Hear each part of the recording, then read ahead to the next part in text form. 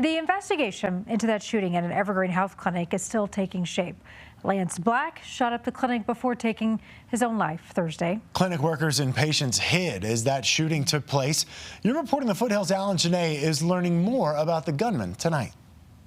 A lot of people want to understand what happened here at the clinic behind me. Lance Black fired 19 shotgun rounds, thankfully hitting no one before he took his own life.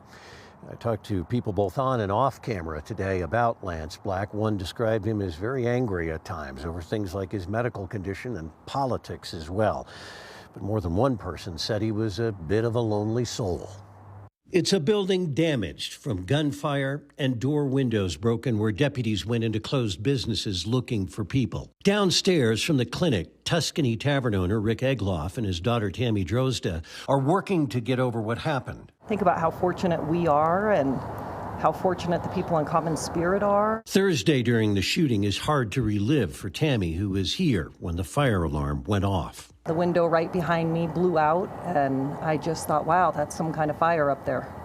Just heard explosion after explosion. In the aftermath, people in the community are talking about the man who caused this damage, Lance Black. When I heard the name, it stopped me, and I said, Lance. Judianne Atencio lives not far from where Black rented a place and would give him rides. A past DUI arrest may have meant he could not drive. And he was clearly in poor health. He had talked to me a little bit about how frustrating it was. Over the past year, he got his car back and was driving these roads. She saw him about 3 months ago at the grocery store. He looked horrible.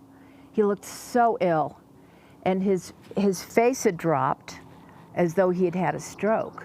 She sits and recalls how he told her doctors had no answers, but it rattles her.